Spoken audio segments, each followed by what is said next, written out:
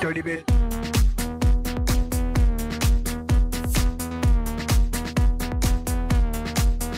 Dirty bit.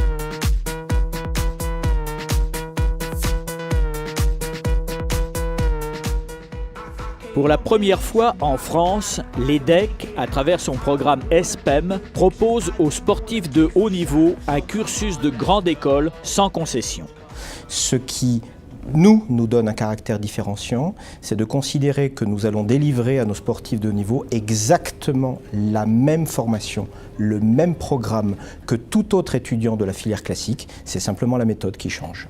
On va faire un horizon marketing. Il ne s'agit pas d'un diplôme au rabais, mais bien de l'équivalent point pour point de celui de la formation initiale. La filière ESPEM pour les sportifs de haut niveau a été créée de toutes pièces, avec un objectif principal, s'affranchir des contraintes de l'emploi du temps des athlètes. Chaque sportif inscrit dans notre filière bénéficie d'un compte d'accès personnel à une plateforme. Et sur cette plateforme e-learning, organisée en un seul et même ensemble, il va avoir la totalité de ses cours. Eh bien bonjour, nous allons à présent travailler sur le thème numéro 2. On essaie de se rapprocher au plus près de la qualité d'un cours qui pourrait être déployé en présentiel, sauf que vous le suivez à distance. Et la liberté que trouve ici le sportif, c'est d'avoir en fait un cours de même valeur, dont le contenu sera strictement identique, sans qu'il ait besoin de se déplacer. Pour lequel vous devrez avoir un minimum de 16 sur 20 pour pouvoir accéder à la deuxième partie. À l'intérieur de chaque module de cours, de chaque matière, on va trouver une succession de séquences de cours sous format vidéo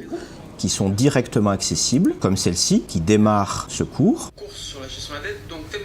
Alors comme toute séquence vidéo, je peux bien entendu marquer une pause, y revenir. Je peux étudier le module de cours grâce à une indexation automatique sur chaque support, synchronisée automatiquement. Une fois que cette séquence de cours sous format vidéo va être vue, analysée, l'étudiant va pouvoir marquer cette séquence comme ayant été analysée, c'est-à-dire comme ayant été vue et comprise. Il accédera donc à l'élément pédagogique qui suit, que ce soit une nouvelle séquence vidéo ou que ce soit un quiz. Prenons ici le premier quiz de ce cours, qui vont donc lui permettre de valider ses connaissances et de pouvoir progresser. Si j'ai une note au moins égale à 14, j'accède alors aux éléments suivants. En plus des quiz de passage, les étudiants doivent répondre à des quiz d'évaluation, qui eux sont notés, tout comme les études de cas. Avant les annexes.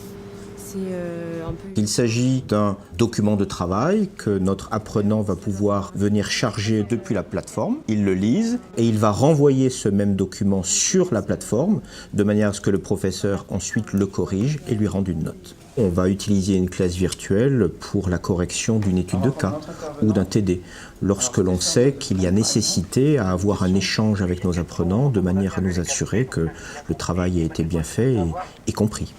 En fonction de ses disponibilités, en fonction de ses intérêts, je vais avancer beaucoup plus vite dans une matière que dans d'autres.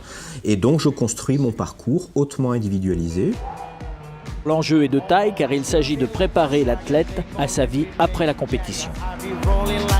Je savais par les expériences que j'avais eues, qu'il y avait un besoin du point de vue des sportifs de haut niveau, que j'ai fréquenté pendant toute ma vie professionnelle, au niveau de leurs études, d'être dans un système où finalement ils pourraient cumuler à la fois la pratique du sport de haut niveau et leurs études, et jusqu'à maintenant, il n'y avait pas d'offre qui correspondait à ce besoin. J'étais au début un petit peu sceptique, parce que j'ai pu me rendre compte que c'était pas évident de concilier sport et études.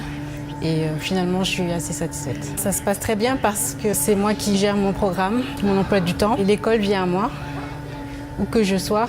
Et c'est parfait parce qu'on a beaucoup de déplacements. La fatigue aussi, aller en cours tous les jours et puis s'entraîner derrière, c'est pas très amusant. Tandis que là, je peux vraiment faire mon propre programme et m'entraîner.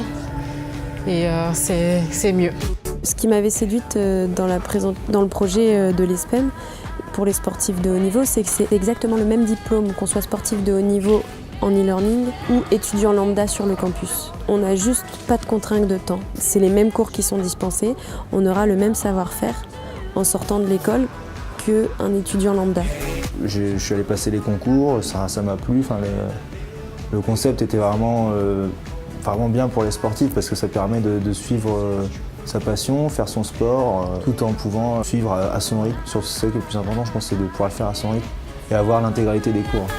On a donc là la vertu d'une vraie communauté d'apprentissage. Nous avons d'abord l'étudiant et la communauté des étudiants. Nous avons ensuite la communauté des professeurs et nous avons ensuite le tuteur, puisque chaque sportif est accompagné tout au long de sa formation par un tuteur pédagogique qui va ainsi s'assurer qu'il ne soit jamais en situation d'isolement. Petite question.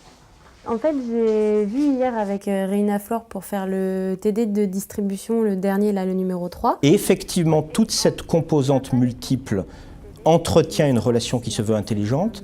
Le tuteur, bien entendu, avec son sportif, le tuteur avec les professeurs. J'ai eu un message là, de Mathilde par rapport à l'heure des cas. Les professeurs avec les apprenants, de manière à ce que l'on concourt tous à la réussite des sportifs de haut niveau. Donc aujourd'hui, je crois que les fédérations ont pris conscience de l'utilité et de l'importance de formations comme ça pour les sportifs de haut niveau. C'est vrai que il n'y en a pas assez. L'EDEC a lancé ce programme-là et c'est vrai qu'ils sont en avance sur beaucoup d'autres universités traditionnelles ou sur d'autres écoles de commerce.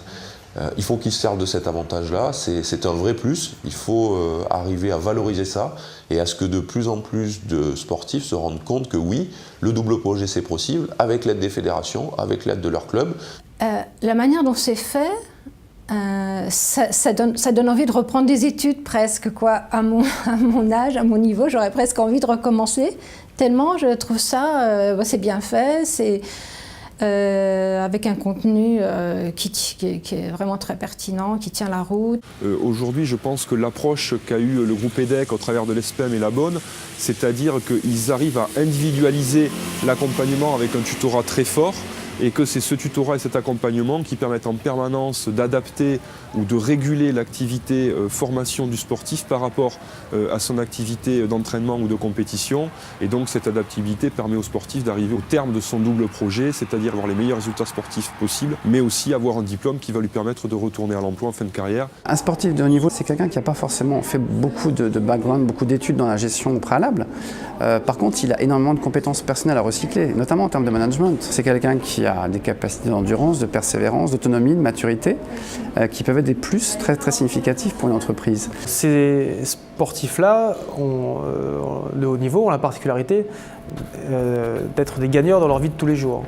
Donc ils ont un caractère pour se dépasser naturellement. Donc là, ils vont dans cette formation, ce caractère va bien évidemment les aider à également chercher à se dépasser dans la formation et être capable de la réussir comme quelqu'un qui la ferait en cursus normal. Moi-même, j'ai repris aussi le sport grâce, entre autres aussi, à la filière des sportifs de haut niveau. Donc c'est un double objectif aussi. C'est un engagement à 100% aussi de notre part à leur côté. C'est également aussi de les suivre par l'intermédiaire, en tout cas, des différentes compétitions sportives. Après l'ESPEM, libre à vous de pouvoir poursuivre vos études, parce qu'effectivement le diplôme est de notoriété suffisante et visé par l'État et autorise donc une poursuite d'études en Master 2, ou alors vous pouvez vous arrêter et rentrer sur le marché du travail, où on trouve toutes les fonctions et tous les métiers liés au commerce, à la distribution, à la vente, au marketing, au contrôle de gestion, à la finance, aux ressources humaines, sachant que l'on a également beaucoup de créateurs d'entreprises. On peut encore ajouter les métiers liés à la stratégie et à l'audit. Donc une mosaïque très large des métiers du management et de la gestion.